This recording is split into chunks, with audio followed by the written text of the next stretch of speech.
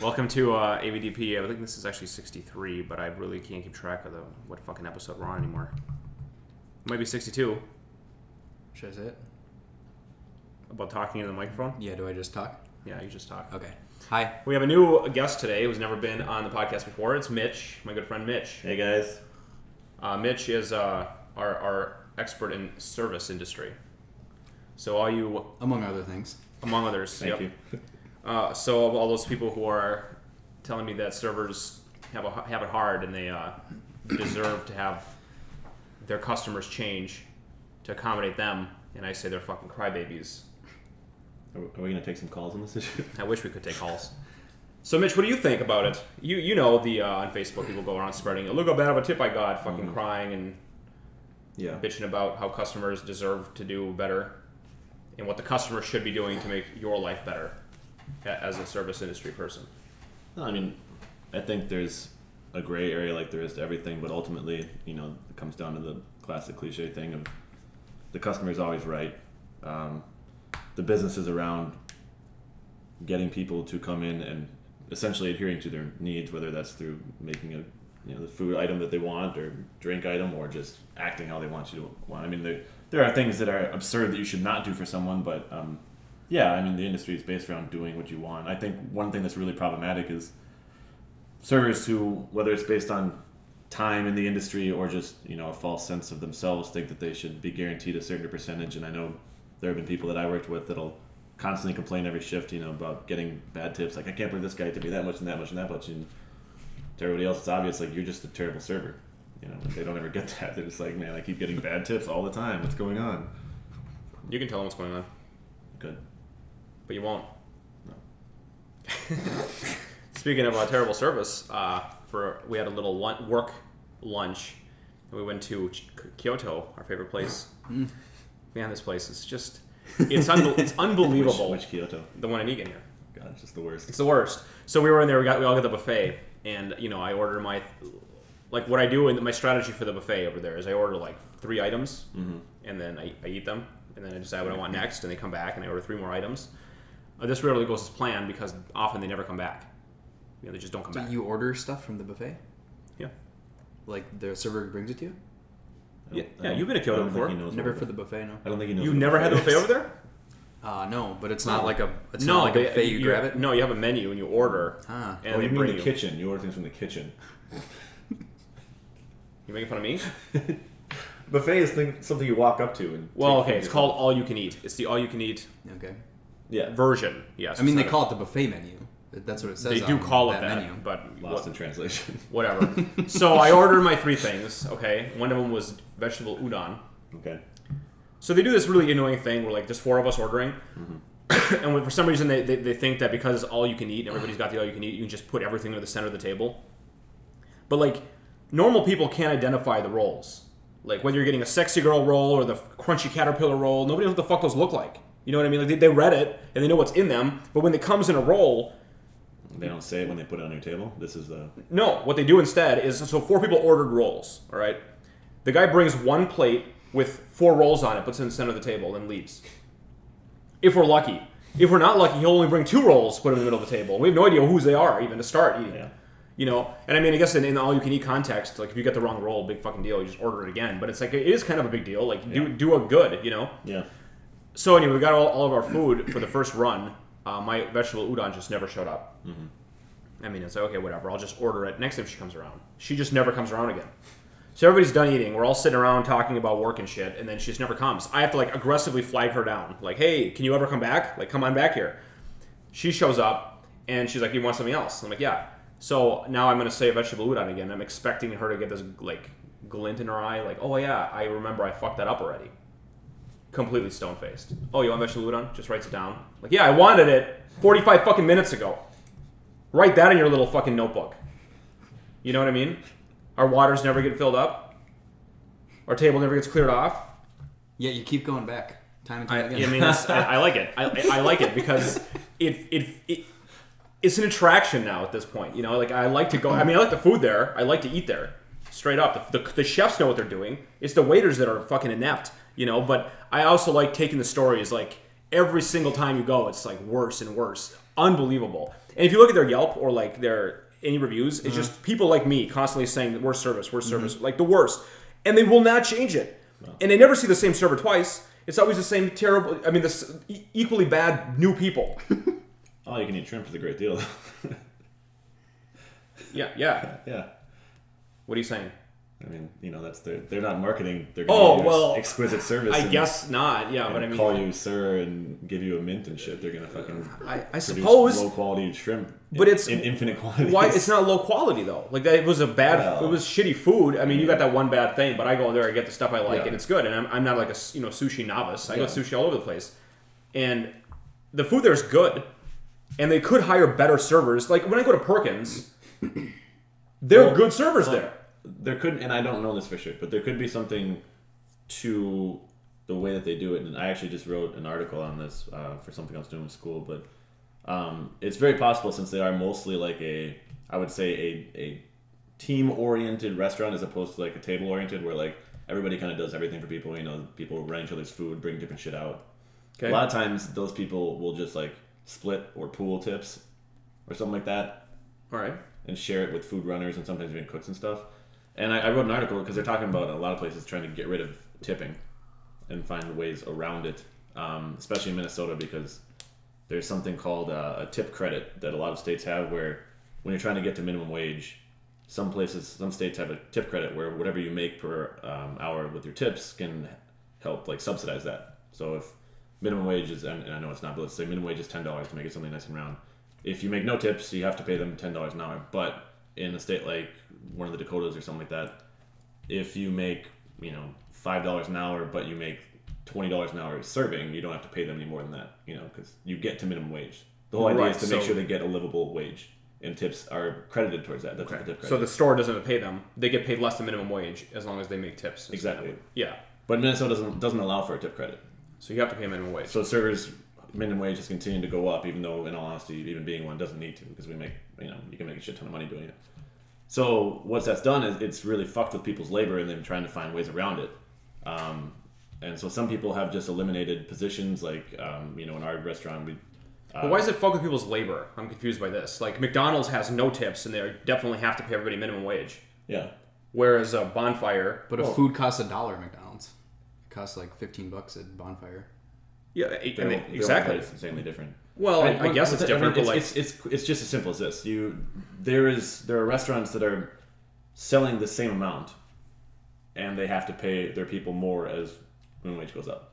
It's just that simple. You mean versus states where they don't have to? Yeah. Yeah. Okay. I mean that's true. But yeah. I mean I think it's a little unfair. We want to pay our guys less. Well, sure, everybody wants to pay their guys less. They found a loophole, Yeah, but it's a little. It doesn't make sense that a restaurant can't survive with it if obviously it can. I mean, some places are barely getting by. I mean, some places don't just reap in thousands of dollars a day. Some people are just trying to stay open, and when you make that difference of the 10 people that are working every night, or day and night, and now we're making, it cuts into them. Anyway, the whole reason I was bringing this thing up is because it's an interesting idea of when they're looking at ways to get around this and how we're going to go about it, or we're going to eliminate this, that. One thing that's talking about is the idea of they do no tips. Some people there's a New York restaurateur that's done this. You don't get any tips, and the customers do not tip. It says don't tip, but everybody gets a slightly higher than minimum wage. It's something probably like $15 an hour or something like that. Mm-hmm. And there's a something called like a service charge of some sort that's just put on every bill like statically, and then they just put that amongst everybody in the entire restaurant. Sure. But when you do something like that, I think it just saps your entire motivation. Well, yeah, you socialize your servers, and then they your socialism's what you're talking about, right? They do the minimum amount of work to get 100% of the. So I am curious if these people in Kyoto don't really have an incentive to help you out. It seems that way, because they really don't give a fuck. Oh, they're the worst. It's terrible. So Kyoto, if you're listening to my podcast, I'll keep coming back. Your hypothesis would shed some light on that time we went when it was so funny. We found out in the twilight hour of our time who our server was. Yeah, we didn't know who he was. It would make sense if that is, because it seemed like it was a million people, and then we learned it's like the bus boy. It was like a murder mystery. Yeah, but it makes sense because we were trying to pay, and we couldn't pay, and then we thought it was that, but that would make sense if they all share it. To the host stand to get anyone to come to our table so we could pay. And then finally, this one doofus who we've never seen the entire time says, like, he signs our check, like, thank you, and it's his name, like, Greg. And we dealt with like 40 people before him. Yeah, maybe that's what they're doing over there in Kyoto. I don't know. I mean, it seems bad. It seems like everyone just forgets about every table, and or at least the tables you go to. And the other, I was talking to Emily, I'm like, maybe at this point, because I always tip them very bad. Because they treat me like shit. Yeah. And I take that seriously, and I tip them poorly for treating me poorly. But at this point, I almost feel like if they see me, they know that that's the fucking Russian prick who doesn't tip. And they treat me like shit and see me in the worst sessions. Reinforcing stereotypes about your people. Yeah. Russians are the worst. Yeah, they're the worst. You probably order tomatoes too, don't you? All right, let's get serious about some topics here. So one of the big things, which actually I was going to talk about last podcast, but I'm glad we didn't because the whole story's out there, is AlphaGo, Google's computer, beat Lee Sedol. The best. The last one sounds more correct. Lee Sedol. He's the best Go player in the world. And are you sure he's the best? The highest rated. Okay. If that's how you judge best. He lost to the computer with 4-1, which is actually surprising. He got one game after he lost the first. It was that mistake though. Well, yeah, the computer apparently made a mistake, but I mean that's fair. That's fair for a computer to make a mistake. Wow. But I thought after he lost the first game, he had no chance winning any games. But I'm surprised he got one. This is the first time, so I don't think it's that surprising that he didn't lose them all. I mean, it's the first time a computer has ever beaten the best human, so I don't think it's that surprising that it wouldn't be a total rout. Well, he beat the fifth best player a month ago. European champion, I think it was. Yeah, it beat a different professional Go player handily, you know. But I mean, so I mean, it's a good program. That guy was probably Caucasian. This dude was Asian, so big difference. Yeah. Well, it's weird to me to think that. I mean, I guess it's not that weird because in chess that happens too. But that the computer could lose after. I don't know. I don't play Go very much. But I mean, I do think it is honestly of note as to how they said it lost or why they said it lost, because it wasn't just because it made an error in judgment or it made a bad play.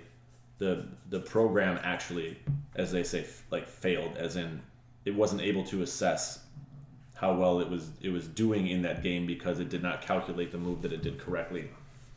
So it wasn't just like, you know, like and once again, I'm not an expert on Go either, you know, but it wasn't just like a dude being like, I'm gonna move my rook here. Oh fuck, I messed up. It wasn't that. It was I'm gonna move my rook here. He takes the rook. It literally didn't register that he took that rook. Mm-hmm. So it's like a 6 turns. Yeah, glitch.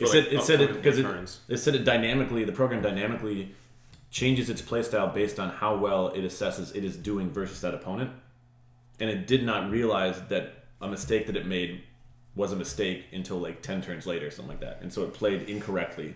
So it made a series of poor plays, which was listed as a programming error, not like a a blunder. Yeah, exactly. Yeah.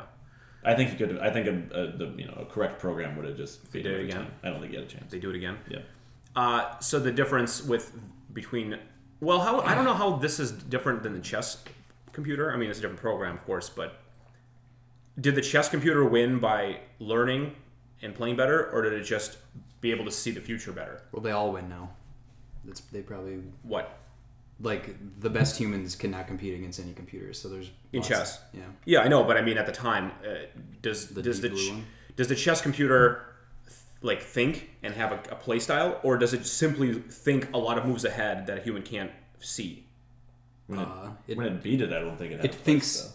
I'm not sure what it. I think originally that one, it was all just a brute force machine, as in it just calculated a billion things and just figured out that. I thought so too, and I heard this one. So I've heard some articles when they're talking about this Go thing, they're saying it's like very different than how the chess one works because it learns or whatever. Right. However, some of the people I follow, like on Twitter, computer science kind of people, they say it does do that indeed, but it still uses a giant lookup of just kind of it just figures out a billion moves that a human never could, so it's still kind of brute force figure. It's not playing like a human. I think that would always be the greatest advantage of a computer, no matter how well but I mean creativity. I can imagine that someday there could be a computer that doesn't, as in all the computers these days, they have the openings just programmed in, like they know every opening perfectly no matter what. So that's a gigantic advantage over a human for one.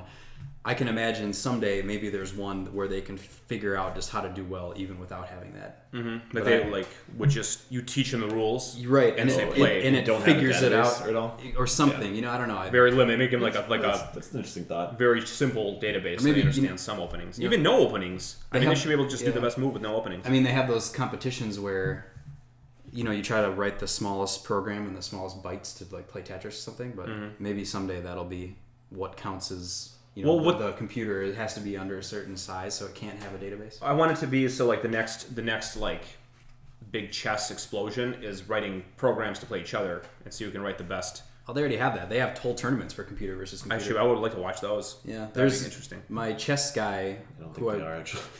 I watched the videos of. He did a commentary about one. Computer versus computer. Yeah, he's made 1,000 videos about this, but there was the best computer versus best computer championship. Oh, that's sweet. But what's interesting is they also have tournaments they call it Centaur. That's the half man, half horse. Is that right? Oh yeah. Whatever. That's a human and a computer together. A computer horse? No.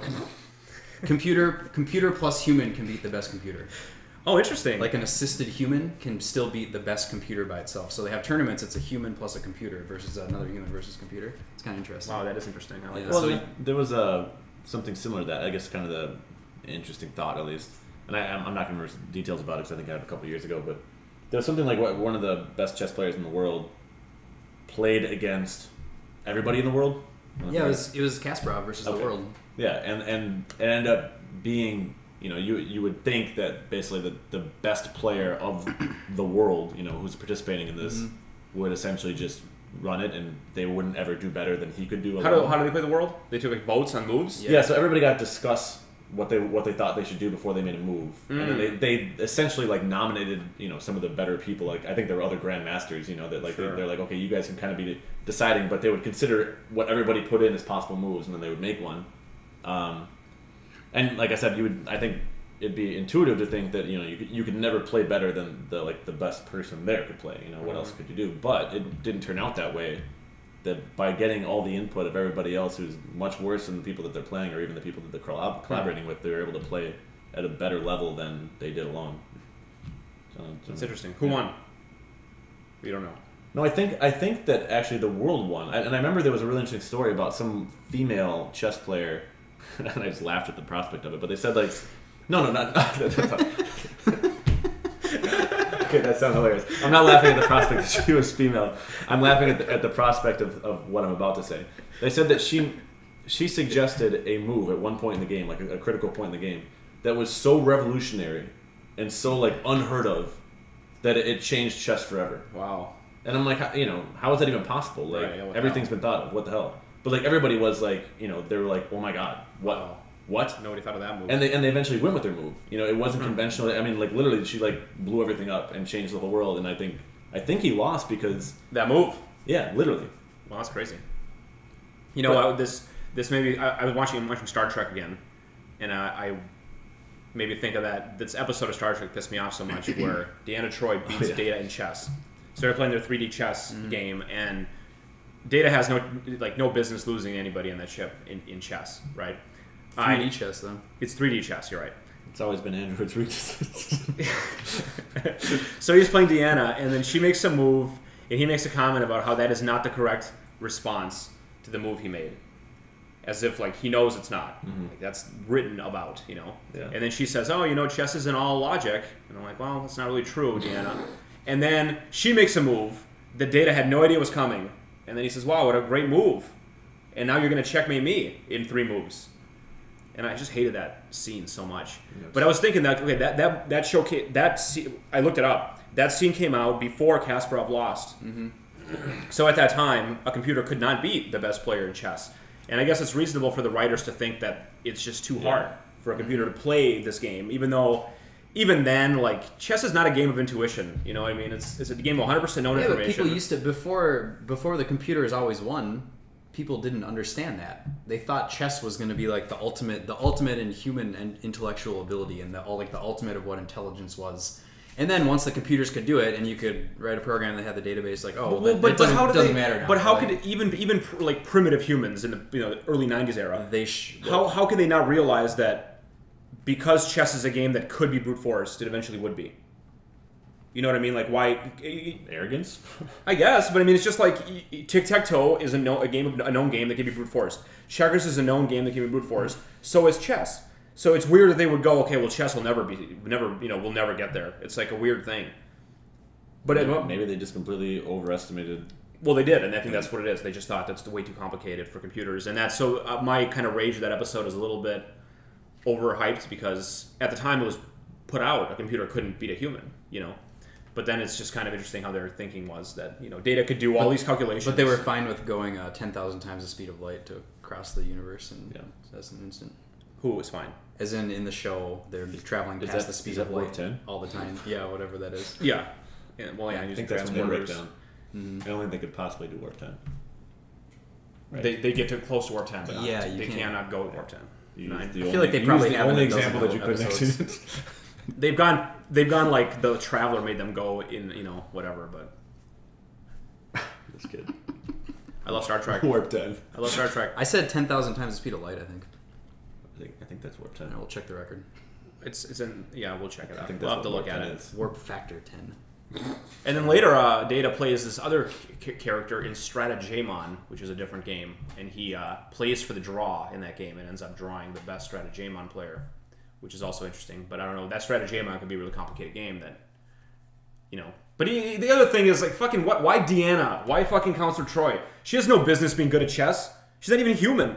It's not even her game. Like, she's you know what I mean? Why can't it be somebody who's, like, at least a chess person? Globalization, man. It spreads in the universe, too. And she's a woman on top of that, beating Data. So you're fine if, like, Picard would have done it? Or you would have feel better about it? I would have. I feel like Picard would be better at chess, for sure, than Deanna. Like, who would win, Deanna or Picard? Well, I mean, I wanted to be Picard. Deanna's whole specialty is emotions, not logic. And exactly, and she can't read his mind. Maybe Deanna would be good in chess against Picard because she can read his mind and go, he's planning. But in Data, you can't read him. So you're just offended that it was... If the Enterprise's, like, chief information architect was a woman, I'd feel great about her beating him. But, like, not like their, the chief psychiatrist. Yeah. Who's not even from Earth. Maybe it doesn't matter if you're from Earth or not. Because if you're from...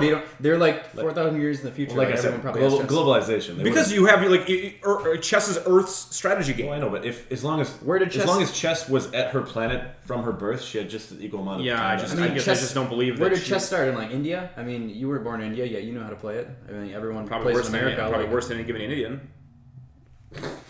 I mean, it's like every different the Stratagemon is the strategy game of that planet. Like they grew up playing Stratagemon, and then Betazoid probably has their own strategy game where they play fucking Beta Zets, and that's their game. And it's just bothers me. It's not a human. Yeah, I think you're missing the point. But I get what you're saying. I got all the points, but this one's. I already stated all my points. I'm with you on everything other than you say that because she's not from Earth, she can't possibly have played chess or be into chess. Well, I say she can't possibly, but she's never expressed any interest in chess before. Like they've shown Riker playing chess multiple times. They've shown Data playing chess multiple times. They've never shown her playing chess ever, except for this one episode. And all of a sudden now Frakes would be so bad at chess. He's good at chess. He beat the Ferengi in his episode I just watched. In real life, he'd be so bad. But the Ferengi are bad at chess because they're not from Earth. Man. Anyway, you know what the Ferengi would be good at? Coup. They would be good at coup. You're right. I read this interesting thing.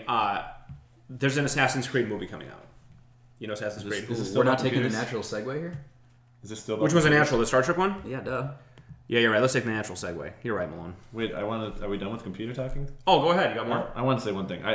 Because I was thinking about this, and I was wondering, okay, are there creative games that cannot be brute force that computers will never be able to conquer? Well, allegedly, Go is one of those games that it cannot ever brute force. Yeah, the finish line keeps changing for what counts as creative and counts as intelligence. This is this in chess too, as far as brute forcing an entire game of chess, because if you take the data it takes to store every board state, if that was 1 byte, if you take it's not, it's more, right? You need a lot of data to store a whole board state. But if it was 1 byte and you took all the board states, there would be so many board states that there's not enough atoms in the universe to store them all. So your computer can never be big enough.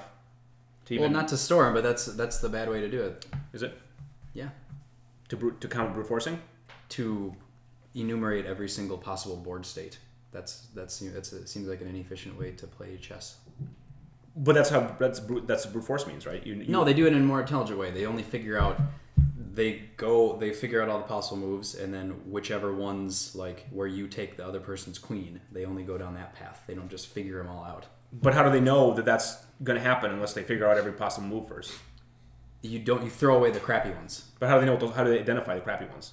Every move that does not involve... You branch out like 4 times, then you figure out all the crappy ones and throw them away, and you keep on with the ones that are promising. Oh, okay. Or something like that. I'm just kind of guessing. Sure. I'm just saying you don't need to store all boards. Well, Go is much more complex than chess. Yeah. So it's... Well, I mean, I guess I was leaning something, since we're so hot in the business. Something like coup. Cool. I mean, thinking of robot playing coup, and I know you can't yet because you're an infant. Well, let's say poker. How about poker instead of coup? No. Okay. I thought about that and I disagree. I don't think they're on the same level, because poker, whether you're playing limit or no limit, is still essentially a thing of statistics.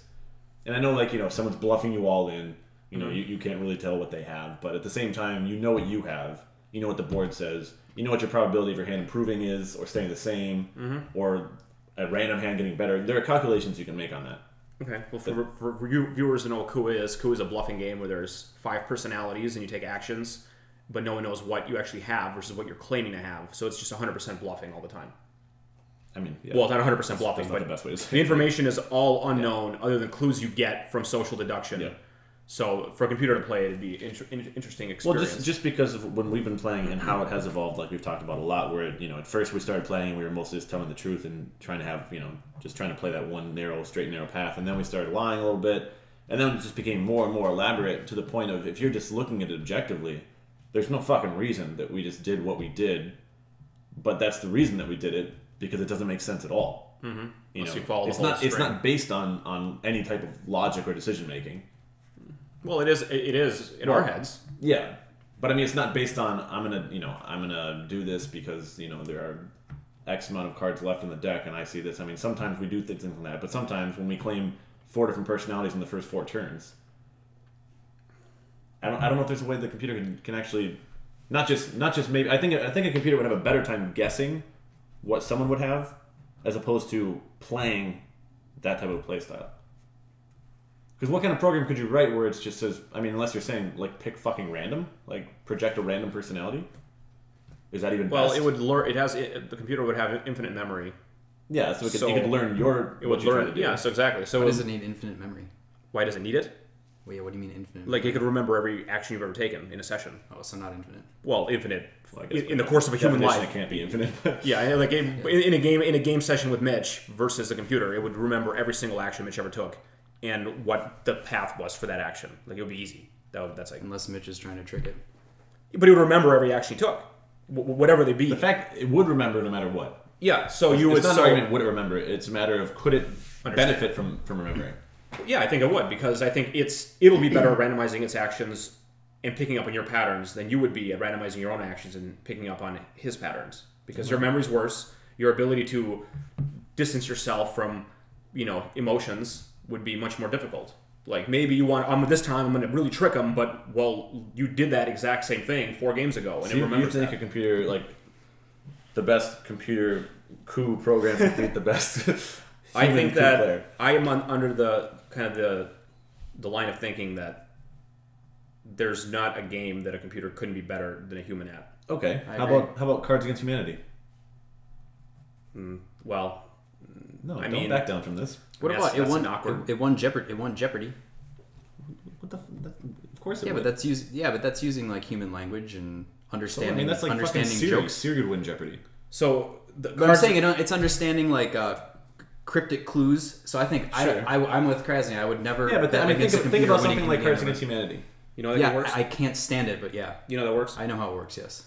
Yeah, no, you got to be really funny, and you got to put down George W. Bush when it's like, what's the biggest pile of shit here? Swallow your pride. And I'm just saying, yeah, like I think a computer. I'd like to see could probably win that eventually. The question I want to ask you about Cards Against Humanity is does the best human at that game, what's his win rate? Like, if you're playing a 6-person game of Cards Against Humanity, how good is the best human versus like a random human? I don't even know if the best player at coup wins all the time. I mean, all the time. I want to say win rate. So like, let's say if me and you play a coup and your win rate 60%, in a 2-person game, that's a great win rate for you. You're much better than me. Okay. So, I mean, I don't know how... Cards Against Humanity is a game that matters so much on that group, that time, that situation. A computer would have a very difficult time detecting the metagame. I think there are games like that. I think this is an extreme. I think this is hyperbolizing it. But I think there are games that are based on that concept where you cannot come in with a database that we're talking about, or, like we said, a program of moves, and have it benefit. I think there are games where every single circumstance is completely different. Not just like is within the realm of possible things that can happen, but it's completely unique to the environment that is only happening that one time that you're playing the game. That I don't think a computer could ever compete against. Could a computer be the best at Pictionary?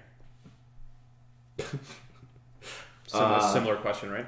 Yeah, I guess it's a similar question. Have you ever played this game Dixit? No. There's a game called Dixit. This is interesting. It's interesting because it was kind of a computer thing. Dixit is a game where a guy will put out a picture, which is like a girl flying a kite. Mm-hmm. And then everyone else has to have a bunch of pictures in their hand, like pictures of like watercolor paintings, an island. And then they have to just say a phrase, like shells on the beach, and everyone says a phrase, and then they put a picture down, who puts picture down? Every player. So it's kind of like Cards Against Humanity, but instead of words, you use pictures that don't actually relate to each other at all. Okay. So there's a girl flying a kite, and then we all put face down cards, and it's like, okay, here's a seashells on a beach, here's a Saturn orbiting the Earth, here's a spaceship taking off. Yeah. And then you have to identify something.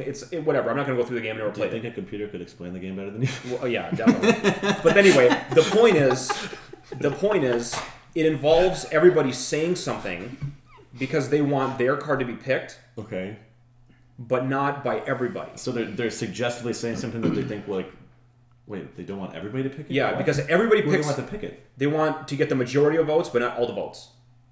So that's what makes it complicated. So if you do the best, everybody will pick your card, and then you don't actually get any points then.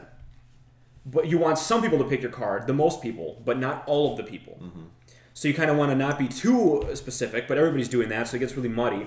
Anyway, some dude did like a whole expose in this game. And he says the best way to play this game, that's proven to be the most successful, is when it comes around to saying a line, you say something that doesn't make any sense, like a string of numbers that nobody could possibly interpret as anything.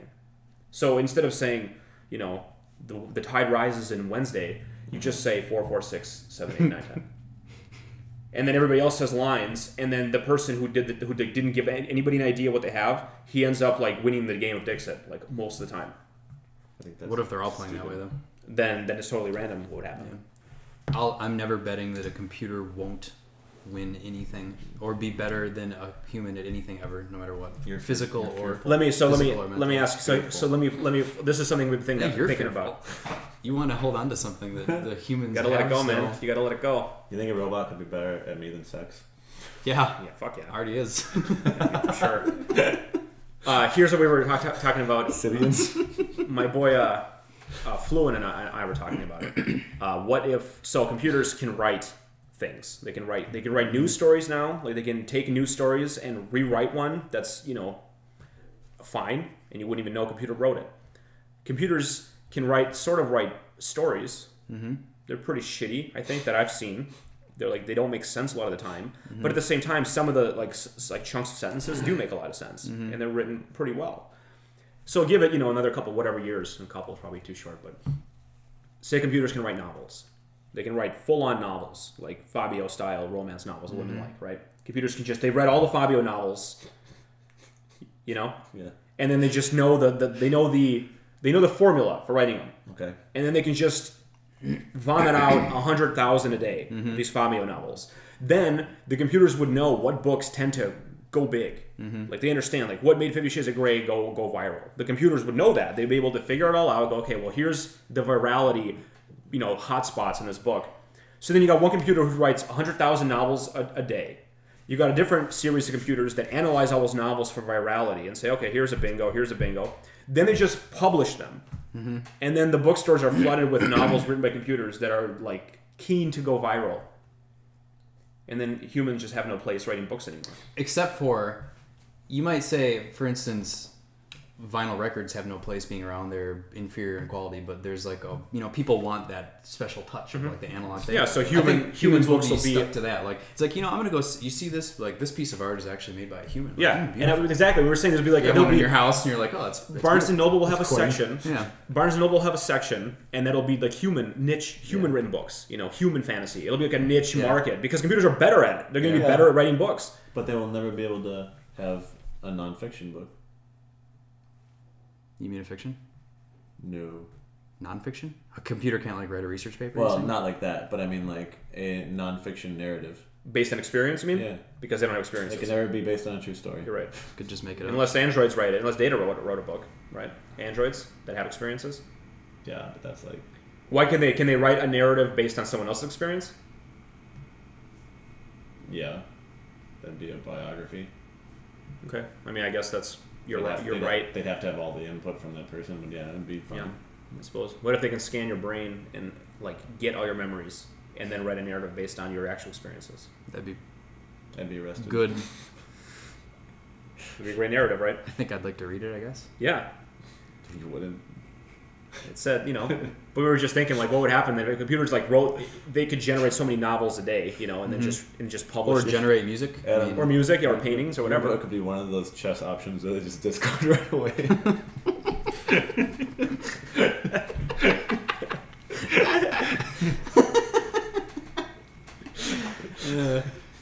All right. Well, anyway, let's talk about Star Trek. We got a nice segue. This is about Star Trek teleportation technology. Yeah, it was nice about 15 minutes ago. Well, we still talk about computers for a while. Now I guess Star Trek. We're not far from Star Trek, but so there was this. You sent it to me, but I saw a video of my own as well, where how a transporter works, and how it kind of like when you get disassembled at the top of the transporter, you're dead. Like that, you're dying, and then when you get reassembled at the bottom end of the transporter on the planet, whatever, you're a brand new being that was just created that happens to retain all the memories that the other being had. However, that one actually is dead because his molecules are ripped apart piece by piece. And then the same molecules don't get transported down. They're replicated on the spot. They're created from new particles. So you're not the same person anymore. And then what happens if there's a malfunction in the disassembler, which rips you apart, and instead it just makes a clone of you on the planet, and now there's two of you, and just a bullet to the back of the head. Yeah, then you got to just kill. Then you got to kill the first transporter. Yeah, you go, sorry, man, it was a malfunction. I think Star Trek would be sweeter if they always did that. It didn't disassemble, it just scanned you and put you together, and like, no, just every single time. Then Riker's down on the ground, and then like, because the person down on the planet, they never know. As far as they know, they just got transported. But then they know it happens, but they never like. It's kind of fucked up. How do you get back up from the planet up? Then then your second in command has to shoot you. Maybe they shoot a missile down to destroy the landing party or something like. If they're out, what's the quadrant that nobody ever goes to? Delta? Okay, so they're out in like the Delta quadrant, and they come on a planet where it's just like millions of dead transporter bodies. Yeah, there was one episode, like 80 Rikers and 50 Picards. Yeah, it's like the gas chamber on Earth when they go back and forth. There's just the gas chambers. They lead you. They have to figure out how that happens. There was an episode where they find Riker on a planet stranded, and Riker's on the ship, and they find another Riker, and they figured out what happened was some weird weather pattern deflected the teleporter stream, and it made another Riker on the planet. So to that Riker, it's as if the Enterprise just left him. And to the other Riker on the ship, he has no idea that he exists. And then they just ended up having two Rikers in the universe. Mm-hmm. So it was an episode. Yeah.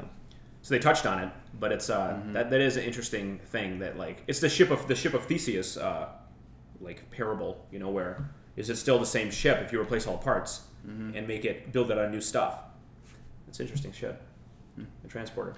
I know. I read that article, and someone brought up there's this thing in quantum mechanics called the no cloning theorem. Did you read that? Yeah, I saw that video. Yep. Where they said like you can't perfectly copy a quantum state, but without destroying the first one. I don't think that's relevant in this case. It's not known if like the human brain is in like a quantum superposition, as in it's not known at this time if the neurons are dependent on that. If they're not, then that doesn't apply to recreating someone's brain, but it's not known if it is or not. I don't know nothing about it. All right, we'll take a break. Come back. How about that? All right, we're back at it. What are you doing? Smiling. You ever try it? Don't be the weirdest person. All right, we got a new kid on the block here. He's got his own topic to bring. So why don't you tell us what it is? Microaggressions. So tell me what this. I don't think I understand what it means, to be honest. Why don't you give me a rundown? A microaggression. I don't know the exact definition, but it would be categorized as something, or maybe even I'll just say a trend in society where the smallest possible things, and maybe smallest isn't the right word either. So everybody is getting offended by anything possible, essentially. Okay. You know, I would like the difference between like if you want to say like an aggression or a microaggression. You know, like someone attacks me with a knife, that's an aggression. A microaggression is something like, you know, they wore a feather on their head and I'm of Indian heritage and I find that offensive to my ancestors. Okay, yeah. So there's just becoming all these. So microaggression is a term that is meant to diminish. See, what someone feels. It's not meant to be disrespectful towards whatever people are feeling hurt by. It's meant to characterize. Because it's so far from an aggression. It's meant to characterize the fact that there are essentially less and less significant things that are causing more and more offense. Okay. All right. So what about them? I think they're the worst thing that's happened to us. Oh. I think it's just fucking horrible. You know, I think that it's just people becoming so overly sensitive to everything that, you know, everybody is okay. It kind of actually reflects what you're talking about in the servers thing, where I think that everybody is just so desperate to have everything that they want and they're saying be appreciated and loved by everybody else, and you can't ever disagree with it. You can't ever think differently. You always have to like revere everybody for anything that they want. And if they choose, and I want to say choose here because I don't always think it's just an organic reaction that they have. If they choose that something you're doing offends them, that society is now putting the pressure on that person to change what they were doing instead of being like, yo, grow the fuck up. Grow up. He wasn't talking to you. It had nothing to do with you. The pressure is being put on the other person, the accused. Yeah, okay. All right. What if there was research that suggests that numbers of microaggressions add up to the same sort of trauma or whatever as a regular aggression? I don't Would believe that change your psychiatry. opinion? Okay. I think it would have to be a study of that magnitude, and I don't agree with that practice. So even anyone even asking the question to see, you would discount it out of hand? I mean, if research would be done, I would look into it, but I don't think it would change my opinion at all. So you said your dad has a comment was published? Well, here let me we'll go back to that. I think that's a better summarizer. Okay. The most recent one that I saw today. Yeah. I saw one recently as well. Okay, we'll talk about it. Yeah, you tell me yours. Okay, so maybe this hit particularly close to home for me because I work in a bar. Basically, what I do all night long is greet people. When they sit in my bar, I greet them. I have to say something to them. I think we're talking about the same one. To welcome them. Good. Okay, so there was actually two that were right fucking next to each other, and I think that they're both there. It makes this even worse and makes my case more valid. People? No. There are two articles that I read that were like literally on the page adjacent to one another. Okay. But they were not connected in anything by a publisher or author or anything like that. They just happened to be grouped by, whatever. So there was one that said, you should stop calling girls, or you should stop calling women girls. You should never address multiple females as girls. Hey, girls. Okay. To give them credit, it was mostly related to age. They had four contentions. The first contention they had was that it infantilizes them because generally girls are referring to younger women, 18 or younger, and if you're talking to adult women, it's kind of belittling. I get that. Sure. Totally get that. I mean, I think even within older women, I think there's still room to be playful in calling someone girls. There are regulars that come in, like female regulars that I have that are similar to my age, late 20s, early 30s, somewhere around there, and I'll greet them with girls, and yes, I know them, and I think they actually did make stipulation girls, like people you don't know. Okay. But I mean, even people I don't know, I think that some people would find that playful. But whatever, I get that. I think that's a valid concern. You shouldn't belittle someone's age by calling them, like a full-grown gentleman, like, hey boy, like I get it, same thing. They also, this is where they lose me. They said calling a group of women or a couple women girls promotes rape culture.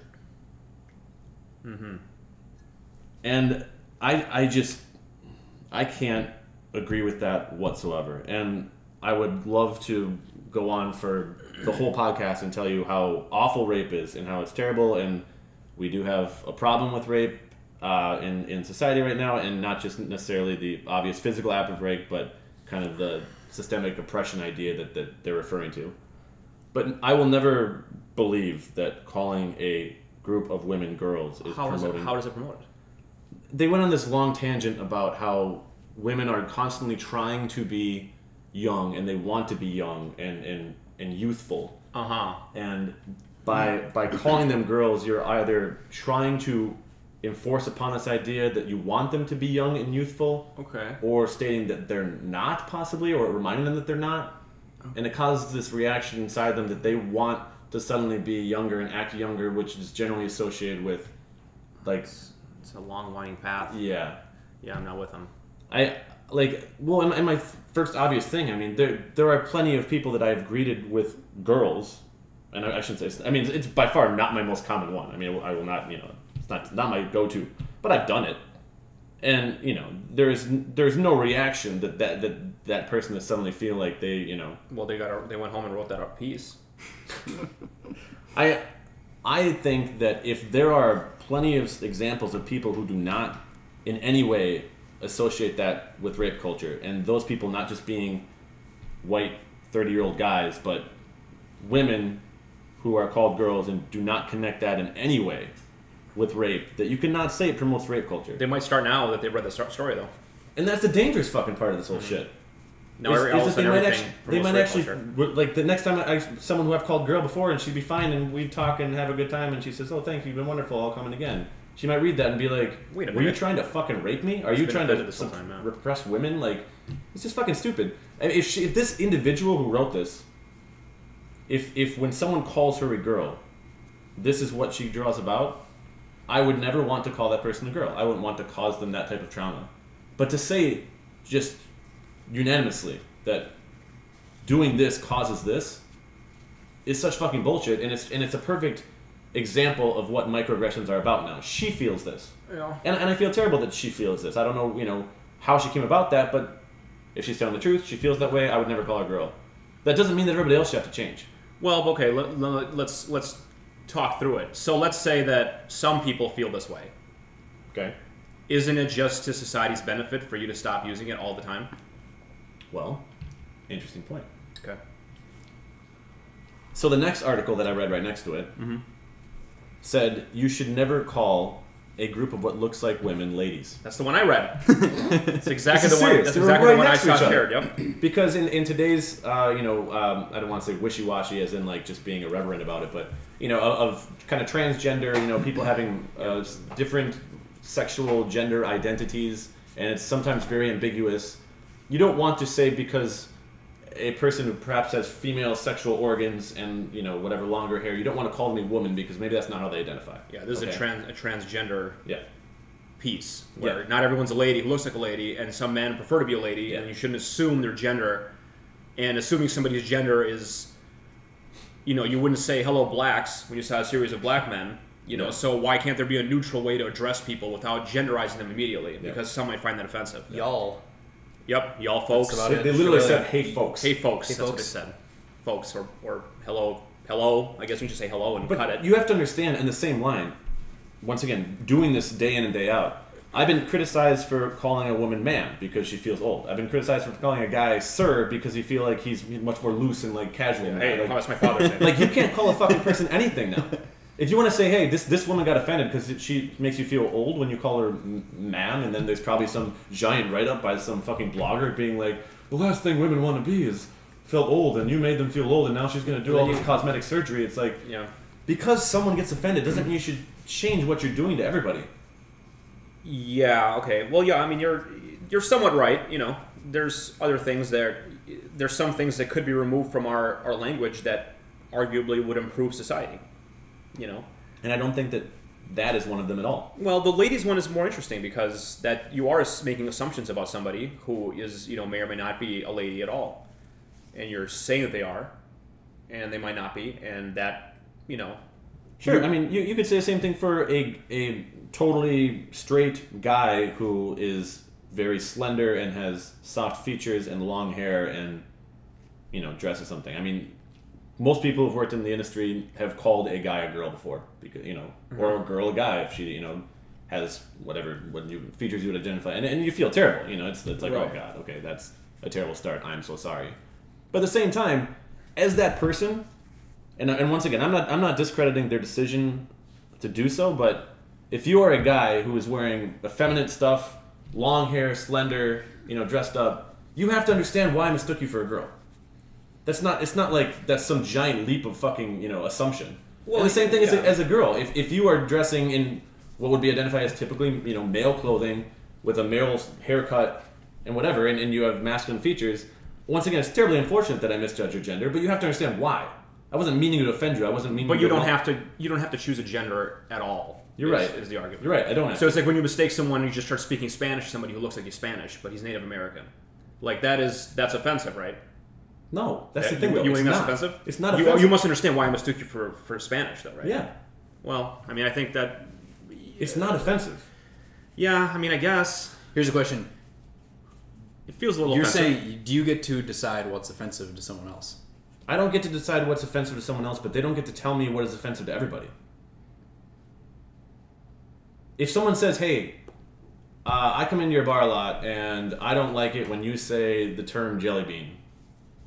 My mom was killed by a jelly bean. So can you call it a gummy shell?" Mm-hmm. I'd be like, you know what? Totally understand. I don't need to say gummy shell, or I don't need to say jelly bean. I'll say gummy shell. We have a bowl of gummy shells. Okay, I do it. It doesn't bother me. Could you change the menu? But if she said, "Don't ever use the word fucking jelly bean. Don't use it." Some people get hurt by jelly bean. You're gonna say, "You're goddamn right." When I don't see her and I'm in the next room, or maybe not next room, maybe she'd over here. When I'm 5 miles away, I'm gonna say jelly bean again. It's absurd to think you wouldn't. I'm still in this Spanish thing.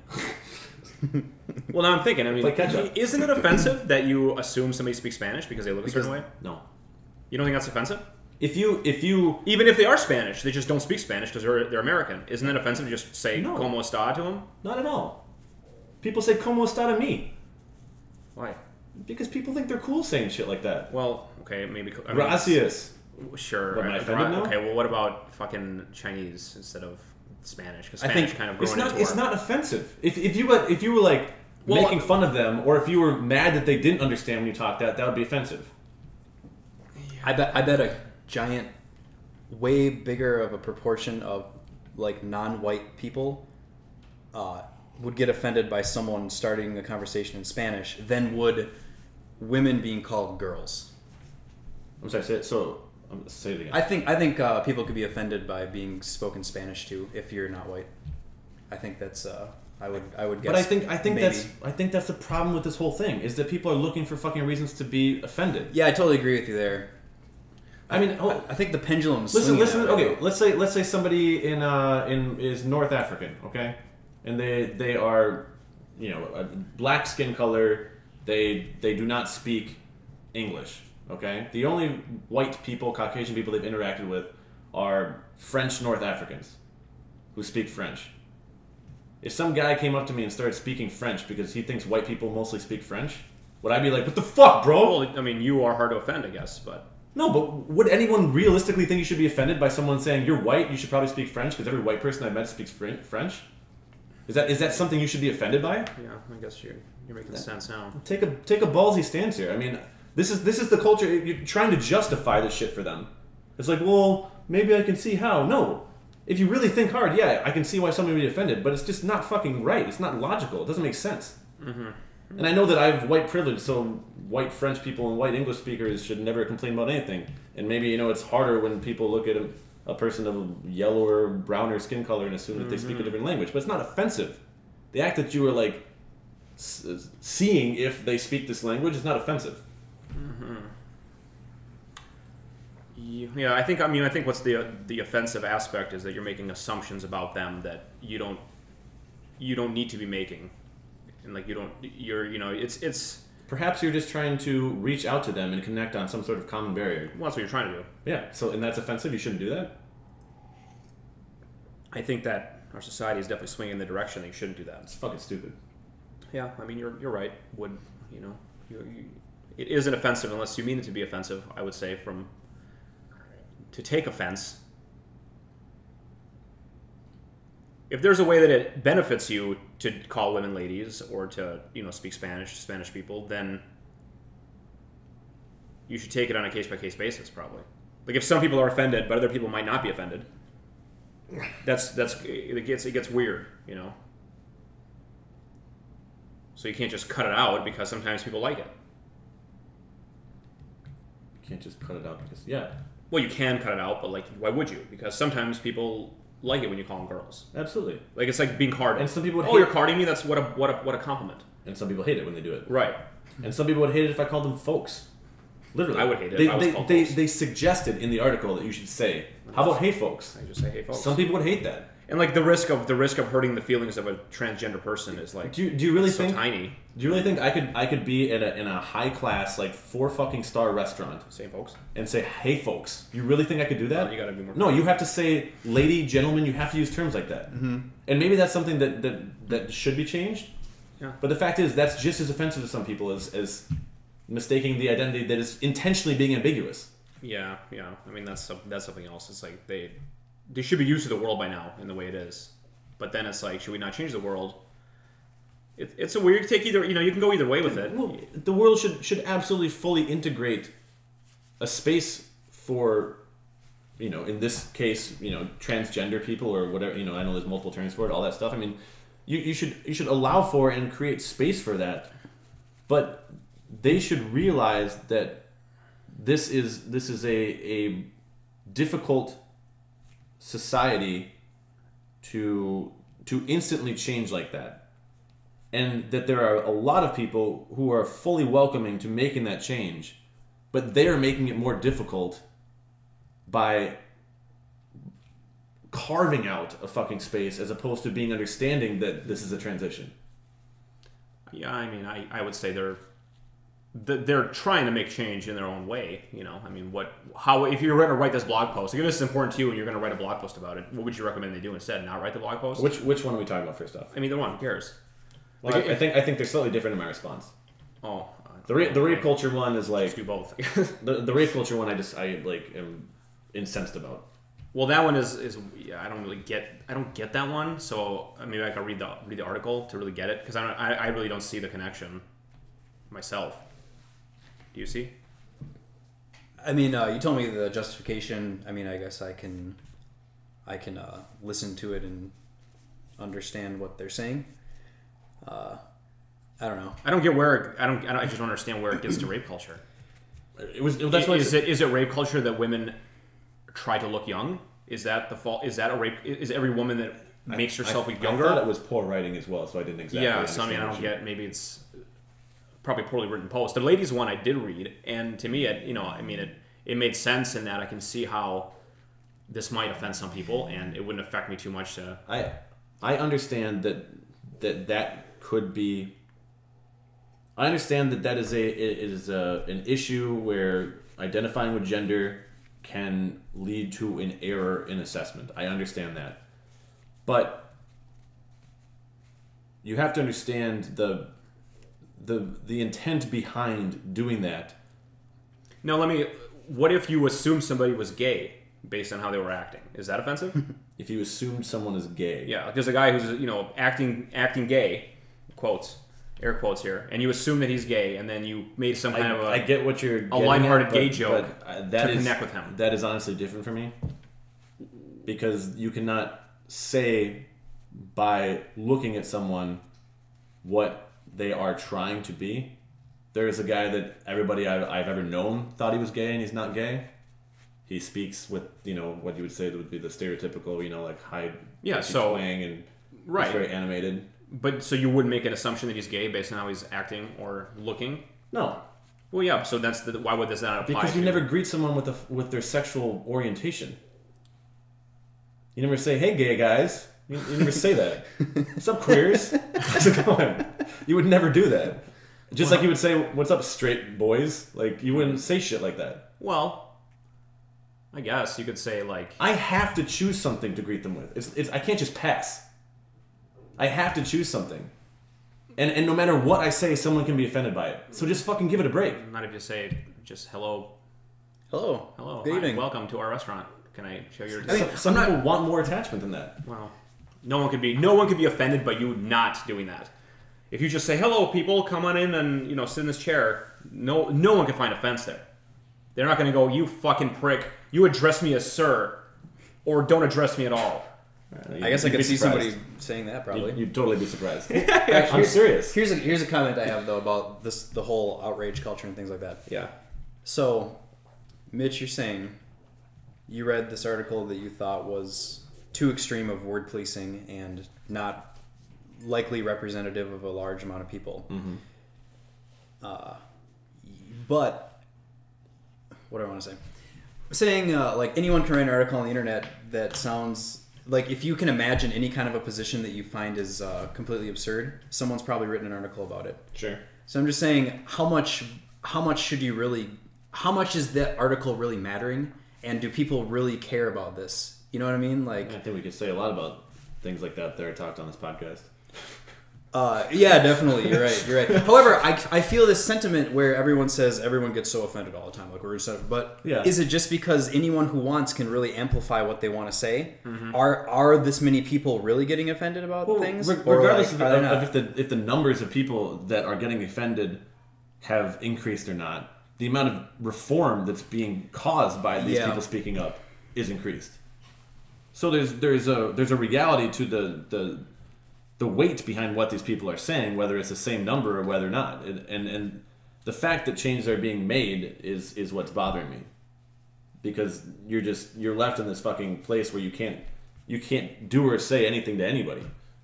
Yeah, we're definitely going there. We talked about this on the previous podcast, the word, the ableist language, the word stupid and the word idiot and things like that. I believe we did. Yeah, which is, people consider that offensive. Traditionally, the words like stupid or idiot or imbecile or moron or things were used to describe, mentally challenged people. Mm-hmm.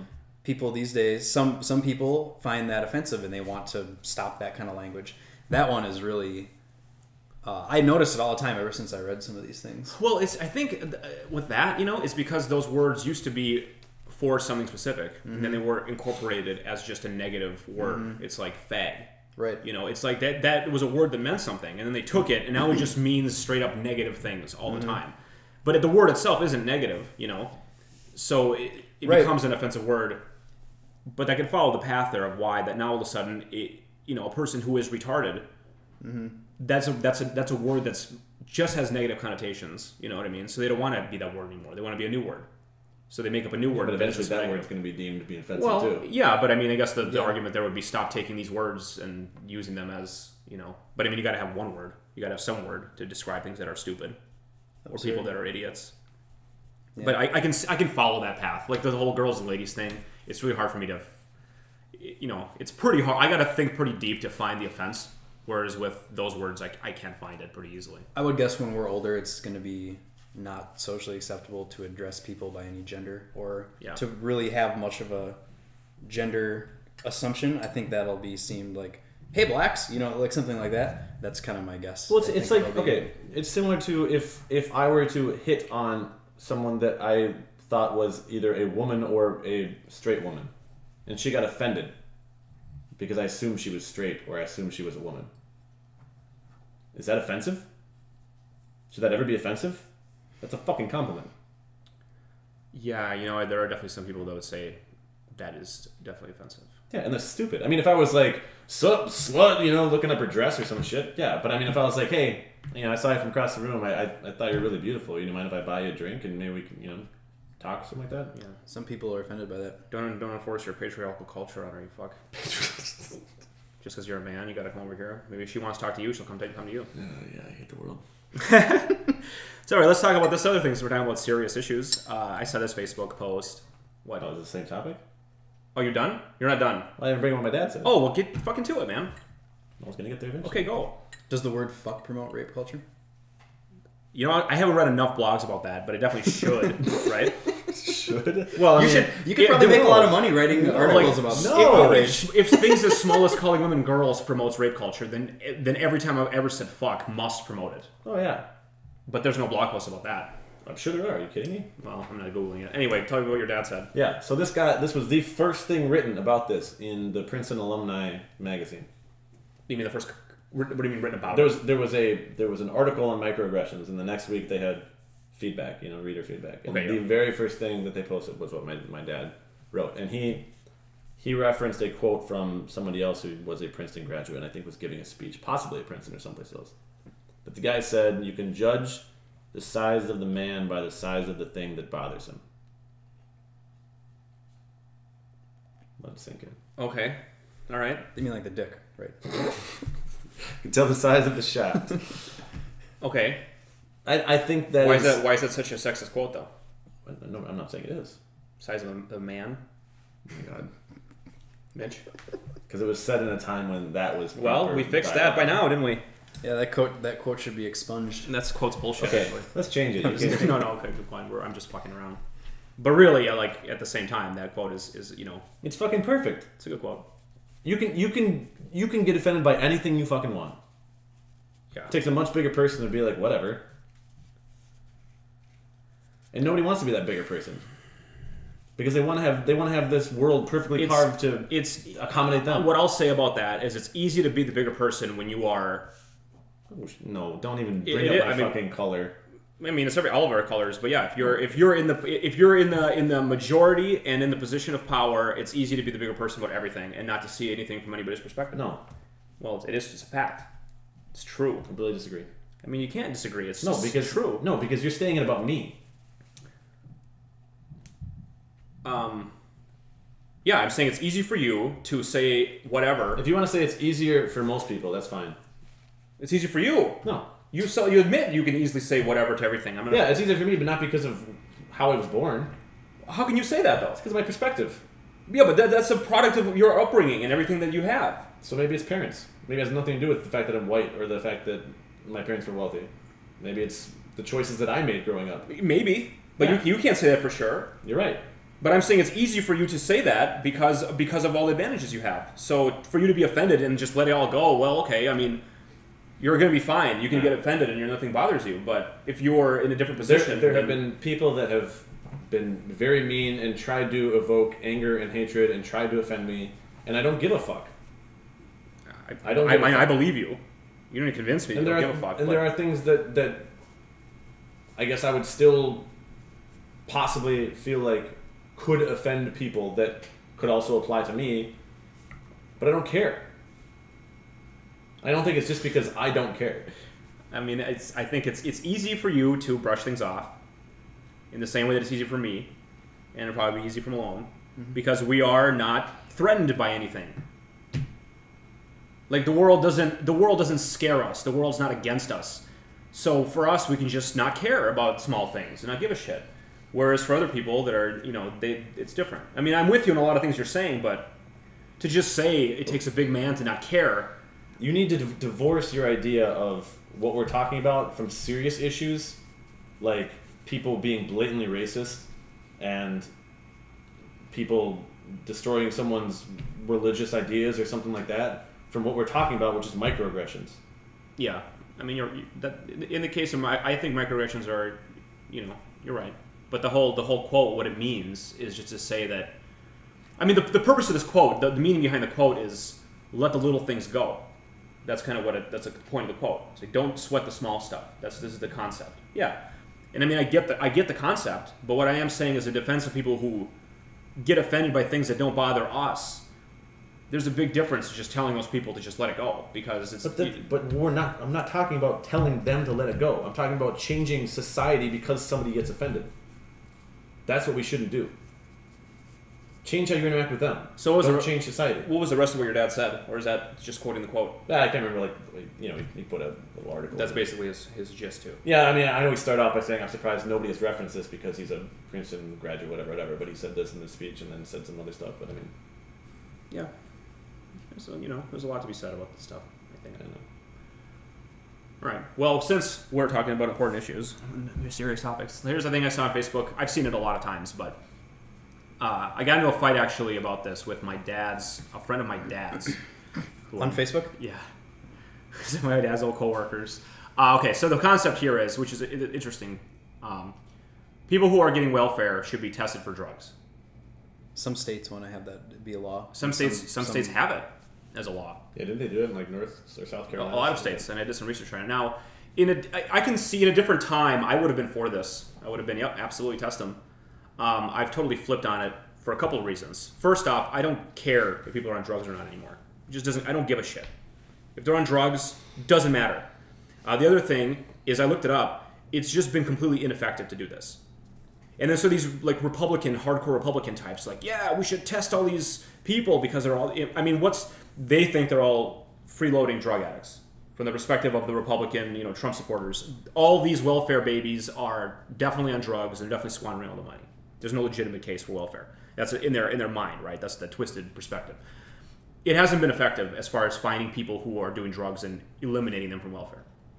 And then I have a blog that I'll list, but it says like states will spend, $250,000 to test all the welfare applicants, or not all of them, all the ones that are suspected of drugs. And then they'll find, 10. And those 10 can't get welfare benefits. So, okay, I mean, from a perspective of saving your tax dollars, it isn't really doing it because you're spending a lot of money doing the opposite. Yeah, it's wasting. You're spending a lot of money testing everybody, and then you're eliminating a very small percentage of people from getting welfare. But even if the best case scenario for the people who are toting this practice, let's say everyone's on drugs, and they all can't have welfare, and you solve the problem, welfare's gone. Well, now all the people who don't have any fucking money who are on drugs are just dying in the streets, and now it's still your tax money that's got to remove them from the street and bury them. So, like, no matter what, your tax dollars are taking care of the poor. Whether it's through welfare and they can sort of take care of themselves, or it's from them fucking just dropping dead all over the place, and then you're still fucking taking care of it. So what's the story? Well, how come it's fair for me to get tested at work, but it's not fair for a person getting my taxpayer money to get tested at work? Or not at work, for welfare. I'm like, well, because your job pays for it. And you cover the expense by your production. So like it's okay for your job to do it because they make that choice, but it's just a waste of your own money to test all these people. It's wasteful, 100%.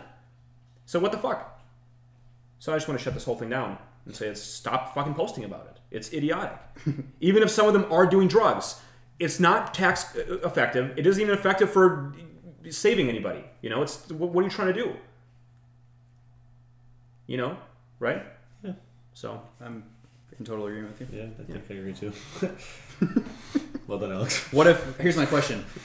What if it was financially effective? What if it cost 50 cents to drug test someone? So it was like 50 cents total. And there was a perfect test you could do to everyone. A smartphone scans you or whatever and scans for 50 cents, figures out whether you change your mind. Well, I would still, the problem with it is taking those people off welfare doesn't help them. It doesn't help not society. At all. It's completely, probably the opposite. So, most of my thing comes from I think drugs are bullshit, and I don't really care if people are on drugs. I care if they're like, have kids and they're neglecting their children, then I care.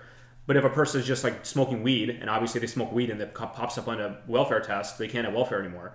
But they can be completely fine smoking weed all the time. So I just don't care. So even if the test was effective, but I can't argue that with people who are anti-drug and pro-law. So what if there was a test that if you were a parent?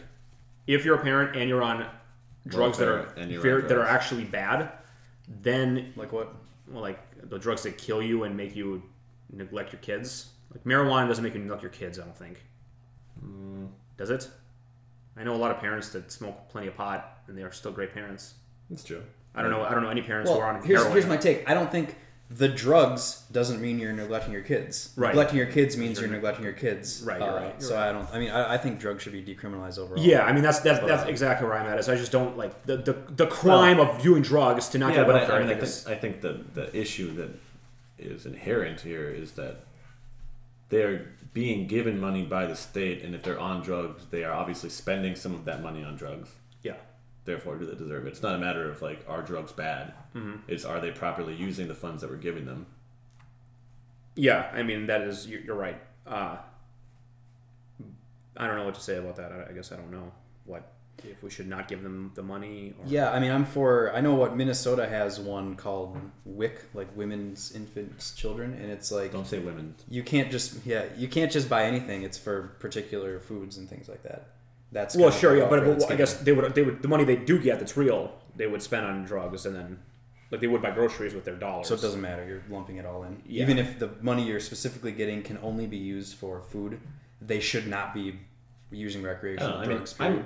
Well, I mean, if the argument would be if they can't afford to live, then they should be buying necessities, not What luxuries. about what if you have an iPhone?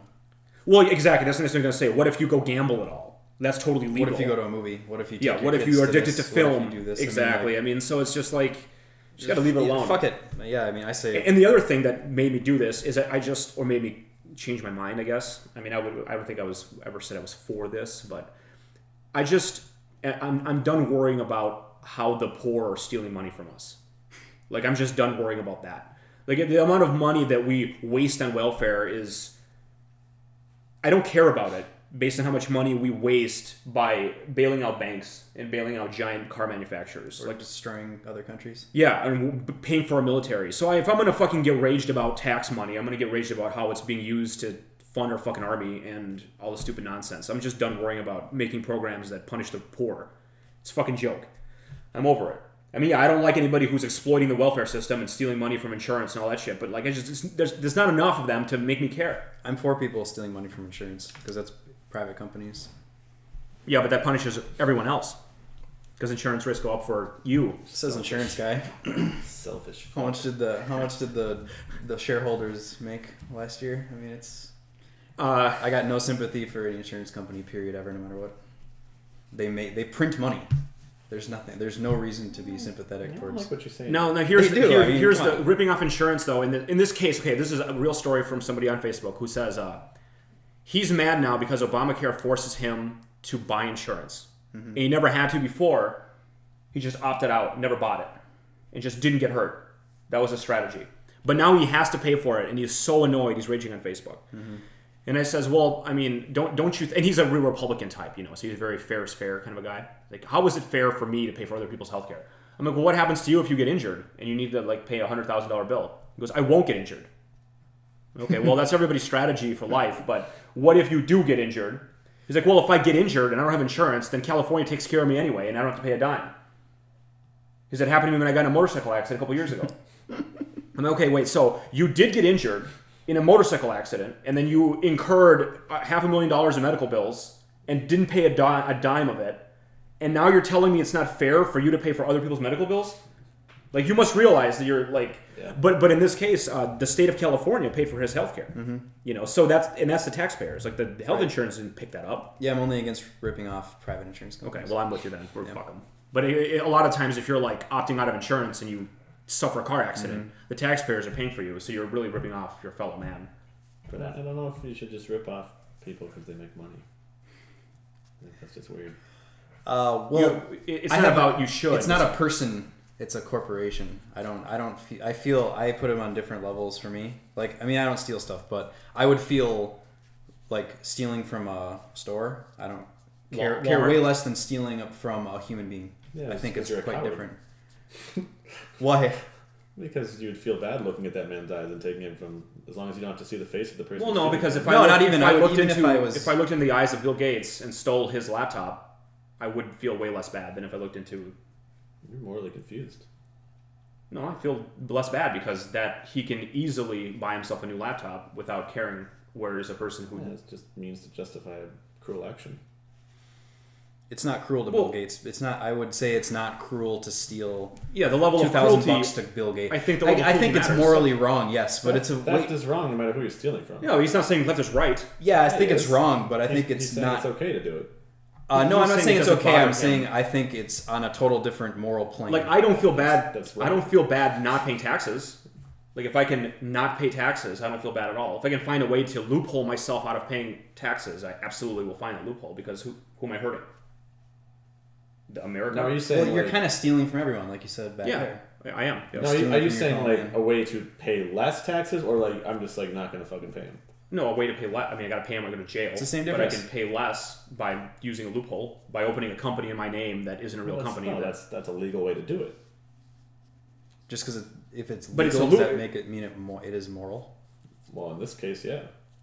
It's not stealing. So I mean, there's a lot of ways to legally rip off an insurance company in that case. Yeah. So you can do it. It's fine. I mean, it's definitely if the rules allow for you're it. definitely ripping them off, and the rules are it's a loophole that like they just can't catch.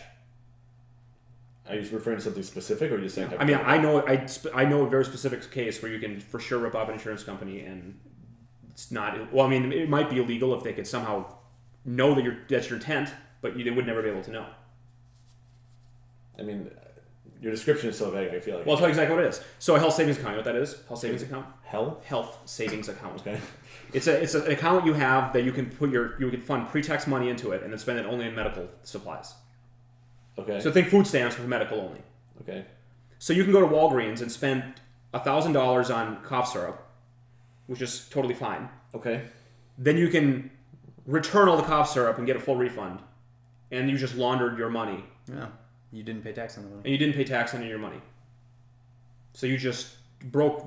I mean, I guess you broke the law, but you didn't really, because that's all totally fine. And you're saying if your insurance company knew that that's what they did, they wouldn't get them in trouble? If they knew that you did that, only the IRS would punish you for that, but the insurance company have no way to report that or be able to identify that happened. But I'm saying if they knew. I mean, it is illegal to spend HSA dollars on non-medical things. Okay. But you spent them on cough syrup. Yeah. So you fulfilled your obligation. I mean, in all honesty, for me, it would literally come down to the wording of it, and if it is wrong to do that. Yeah, it's for sure wrong to do it. Well, then yeah, that's just as bad. So okay, is it wrong then for a company like Microsoft to claim a headquarters in Ireland to pay considerably less taxes than claiming a headquarters in America? It's not against the law. Yeah, it's not against the law, but it certainly feels like a loophole. Mm-hmm. No, that's fine. That's fine. Yeah. Okay. Well, then I would say since that's fair for them to do, then it's fair for me to rip them off whenever I get a chance. Why? Because they're looking to rip me off every chance they get, and it's only fair. They're looking to rip you off? Yeah. They're looking to extract maximum value from me. If you leave your laptop on the porch, they're going to come steal it. No, but they get to. How are they looking? How are they ripping you off? Are you forced to use their services? No. So they're not ripping you off. Go fuck yourself. I think that the corporations are trying to rip me off. But you don't have to use them, so go fuck yourself.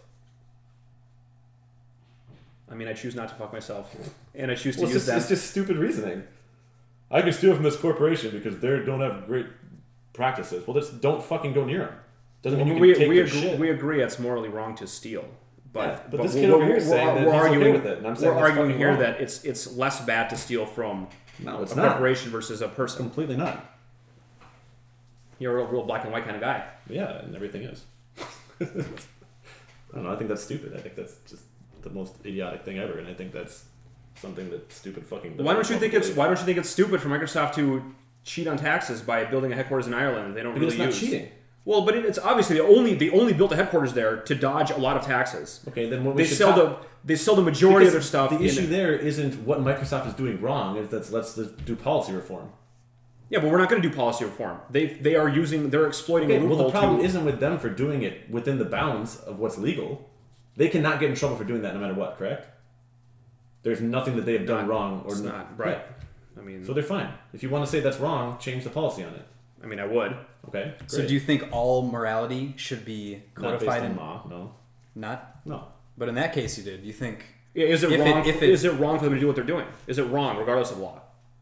If it's legal for me to steal from my health savings account, but it's not. Well, I can do it, and I will not get in trouble. Yeah, but it's not legal. I mean, that's like saying I can. I'm not even sure if it's not legal because. Well, you just told me that they would absolutely be in trouble. I'm fulfilling my obligation buying medical supplies. What I do with that cough syrup after, whether I sell it on eBay and to get my money, whether I return it back to the Walgreens. You said with quite confidence just a couple minutes ago that either the IRS or the insurance company, if they knew exactly what you're doing, you'd get in trouble for it. Yeah. So yeah, it's wrong. But it's not illegal. It is. I'm not sure. Otherwise, they couldn't punish you. They couldn't just say, I'm honestly not sure. Just say, I'm shaming you for what's wrong. If they can punish you, it's illegal. I don't know if it was. I actually don't know how the legality there works. I really don't know.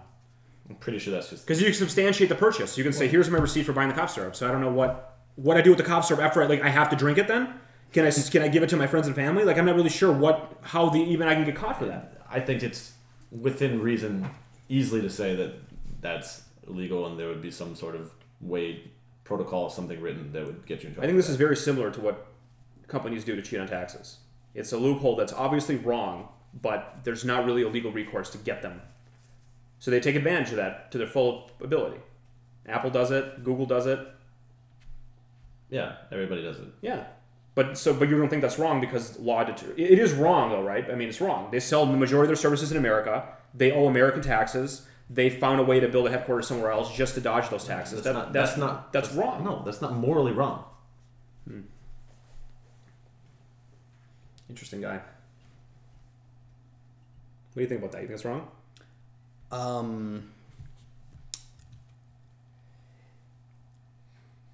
don't know. I think it's tough to say if it's wrong. I mean, generally a company that has like a board of directors, they're legally required to maximize profits for shareholders. Like that's the law says if there's a loophole, you need to use it. If there's a legal way to pay less taxes, you must do it. Like that's like their law, the law of the individual company within the laws of the tax code of the certain country. One of the laws in the United States says you can go build a headquarters in Ireland and pay no U.S. taxes. So, I mean, it feels like it seems kind of morally wrong, but I'm kind of with you in that if it's not illegal, like why should they not do it? But at the same time, I don't think that. I don't know. I wouldn't expect a company to be held to some sort of morals. I expect them to be held to what the law says. So that's what I expect them to do. So in that case, I think the law should be changed so that they can't legally do that. I think the disconnect here is that, and I'm not just saying it's you, and I hate this idea, and I mean, I'm not identifying as any type of political standpoint, but I do think this is like something that liberals fucking freak out about and forget. Like every single fucking company, well, I mean, vast majority of them, and if you want to say like some of them started from giant investments from already conglomerates, well, that conglomerate started eventually. All of them started with just like a person starting a fucking business. It was like you being like, I'm going to open my mom and pop shop. Yeah. And they became really successful. Yeah. And then they grew. And, like I said, maybe they invested in a giant one and bought it out. But that still started from that one person. Yeah. So, I mean, seriously, look inside your terrible fucking souls, both of you. And tell me, how big did they get before you feel comfortable stealing from them? $1 million a year. Really? Once your guy that you knew down the road started off a fucking... I'm never going to steal from anyone I know. And that's also, I'm never going to steal from any individual human being. I'll steal. At least you're starting to realize how ridiculous you sound. I would steal from a corporation, which is not any individual human being. That's some entity that It started from a man. Yeah, but that guy retired though. He's done. You don't know that. Maybe not. Maybe it got really big real fast. But even if he does, Google's still alive. But even if he does, it's not. He's still working for him. He's not retired. He gets once it turns into a company. He's your individual hardworking dude who started this company. He's legally absolved from personal responsibility for this company. That's the whole point of getting an LLC or something like that. So if your company goes bankrupt and you do all these horrible things that aren't criminally illegal, you don't have to bankrupt yourself because the company gets shut down. That's why. That's a difference between a human being's money and a corporation's money. Like I said, I don't steal. I don't advocate stealing. I'm just saying I would feel less bad when I hear some company got ripped off on this order. Like that's way different for me than a human being. They're held to a different standard in terms of what they're personally liable for and what this money is doing. The money is going to sustain some kind of an abstract entity of a corporation. If you want to say when you hear about an event that happened and you feel less bad about something that happened to a corporation than a person, I can understand the reasoning there. But if you want to actually argue that the act is of a different moral, that's just wrong. Is it?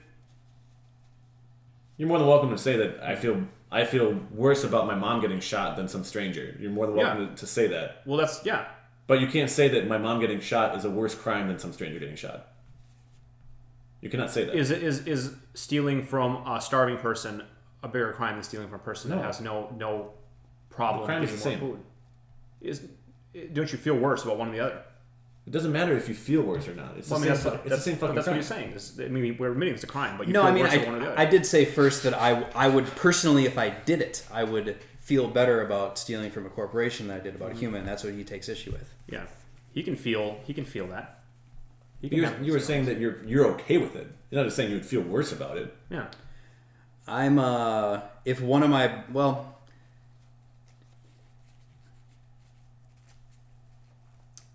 I still wouldn't do it. I guess I could say. I don't know. I just think, like I said, you're more than welcome to feel whatever the fuck you want, but you can never justify that the same act is better or worse doing it to two different things. Maybe, okay, what if it's my buddy? My buddy's like, yeah, man, I ripped off my insurance. I pretended I crashed my car. I got a check for $15,000, and like I did cars fine. I sold it. I actually made $2,000 off the car. I'd say, good on you, man. I hope you don't get caught. Yeah, if my friend said, yeah, that I went to this place and this guy went in the back and I steal from a human being, I would be like, you're terrible. Yeah, I was at a hobby store and the guy left. I stole his laptop and ran off. Fuck that. Although, you, man. What I started to say there is I said someone went to a business and they left the safe open, and I realized I was somewhere in between on that one where I was feeling bad about it. I would think less of my friend more than doing that. Well, I mean, interesting. That is interesting. Like, what if I work at a giant fucking chain of restaurants like Applebee's? Okay. And someone thinks, whatever, I'm gonna fucking walk out. Cool. You just cost me money. I have to. You as a server. Yeah. Well, that's you. But I mean, the case of insurance fraud is like... No, but it's the same thing. Somebody somewhere has to pay for that fucking money. Let me talk... well, yeah, that's what I said. If you scam insurance, everybody pays for it. Everyone's insurance goes up to pay for that. Whether you steal directly from me, you take my wallet when I'm not looking. Yeah. Or you walk out. But it's really hard to see the victim of insurance fraud, though. But I'm saying you should see the victim. It's hard for me. Because I share the victimization as much as everybody else. I'm stealing from myself, pretty much. All theft is theft, and all theft is equal. I wonder where's Yuri? I want to know if the law is different. As in if I steal money from a human being, or if I steal money from... You'll never come again to the podcast. Shut up. What?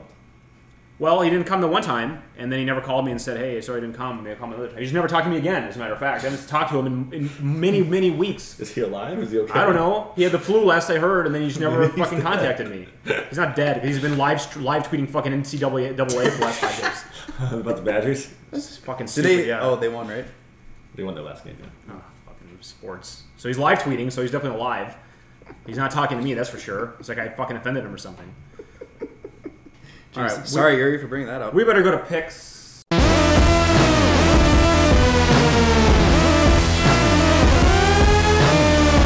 Let's go to picks. Picks? Picks. See, this is a segment, and I never tell my guests about what picks are. We have a segment where we talk about things that we think are cool, movies you want people to see, books you want them to write, projects and shit they're going on. I watched Blade Runner for my first time, which is weird. The original one? I saw it. It's called the theatrical release. Yeah, the original. Did they make a remake, or they're talking about a remake? Sorry. Yeah, so I watched it on Netflix. The movie's amazing. Absolutely love it. Awesome. So atmospheric. The soundtrack is amazing. Harrison Ford, obviously, I love him. The movie's very good. It's on Netflix. If you haven't seen it, if you're like me and you've seen parts of it but never seen the whole thing, watch the whole thing. The movie's just super good. You seen it? I think I did when I was younger, but I don't. Gotta watch it again. So good. Perhaps. How about you? It's been a while. Maybe I'll just steal a copy from the local giant store. You can get it on Netflix for... I'll steal it on the internet, thank you. You can steal it on the internet, no problem. What do we got here, Malone? Intentionally not having an opinion. Yeah, this is something I've been somewhat trying. I'm trying to intentionally not have opinions about things, as in kind of like what you said, everyone gets outraged. Like everyone also has... There's a lot of pressure I feel to analyze everything and have an opinion about this. I mean, you're incredibly opinionated. I want to try to just reduce the number of things I have an opinion on. Where most things like, what do you think about this? Is like, I don't care. I want to just not care about more stuff. About that. And I want to maybe focus my opinions on things that really matter or matter to me. Do you have an opinion about not having an opinion? I haven't really tried too much yet. I think my guess is it won't make any changes, and I'll kind of give up on thinking it. But I don't know. I like it. Yeah. I'm curious. Now, are you just not expressing opinions, or are you literally trying to absolve yourself of opiniens? I guess it'll start as not expressing, and I'm hoping maybe it'll turn into not having them. But I'm not sure. I'm not sure. Let me know how it goes. I like it. Yeah. Sounds fun. It's clear, kind of like Zen, clear your mind for what you care about. Yeah. I guess, I don't know. You gotta empty that container before you can fill it up with something better. And tell us about this other one you got. Oh yeah, so I'm a computer programmer for my job, and I found this website called myscriptfont.com. You print out a piece of paper, you like write all the letters, and then you upload it back, and it makes a font that you can install on your computer or use on a website or something. It's pretty cool. It worked really slick, like worked perfect the first time I tried it. Yeah, it seems like a totally free service. Yeah, I'll put the link up in the website, so you can go to greeterdi.com and check it out. Oh, I didn't write this down. I thought it'd be funny to do a celebrity death prediction, like a big name celebrity who will die before the next podcast. Oh wow! Like we could all put one in, and then if one of us wins, it's like it's shit. on the record. I mean, I gotta kind of. Yeah, I haven't really. I'm not ready. Sean Connery. Why? He's I'll old. say Chuck Norris. There's gotta be someone. Well, I'm on spot here. What's that golden girl that's still alive? B. Arthur. Is that the one? I mean, there's a lot of them still alive, are there? No, I think only one. Really? I have no idea. I don't know. I picked the living one. Okay. The last golden girl. All right. You're mine. We'll see which one of us is God, Nostradamus. if she dies now, like the cops. You'll feel come. bad. You're gonna be like, "What did you do to her?" All right, Mitch, you got any picks you want to throw in here? I mean, I wasn't really ready, so I don't think I have anything. I'm picking. All right, that's fine. You don't have to have one. Hey, you can check out my writing You want that? We can do that. on Heather Byington's. Mitch is a writer. Mitch is a closet novelist. He kept this secret from me for many years. All of a sudden, one day, he just comes out and says, "I'm writing a novel." Is it out? No, I'm not talking about that. It's actually a New York bestseller. Mitch told no one. I wrote 50 Shades of Grey. my stage name is what do they call it? Book pen name? What do they call it? Yeah. So yeah, we'll put a link. So I go through it. Mitch is working on a project with some photographs and writing these fiction pieces. Yeah, I accompany. I'll put a link up there. You should do it. I want people to make me feel really bad about my writing. People who listen are generally pretty nice. Do you allow comments? Like on whatever it's on? No, I don't very much. The girl that I'm working with, Heather, is basically like the moderator of all the websites she puts it up on, and she will give me feedback that people get. I mean, I don't know if she's filtering it or not, but I don't get to see much of it. No, so I mean, if I wanted to, I could go seek it out. Hopefully, they'll leave some comments in the YouTube video for you to look at. Yeah. Okay. All right. Well, thanks for coming to this podcast. Let us know if you like Mitch. Give us a like. If you don't like Mitch, make sure to give us a dislike, and then we'll see if he'll ever be back on again. I mean, but make sure that you're clarifying whether the dislike was for me or something else. Yeah. All dislikes don't necessarily mean they don't like me. So thanks for coming, everyone.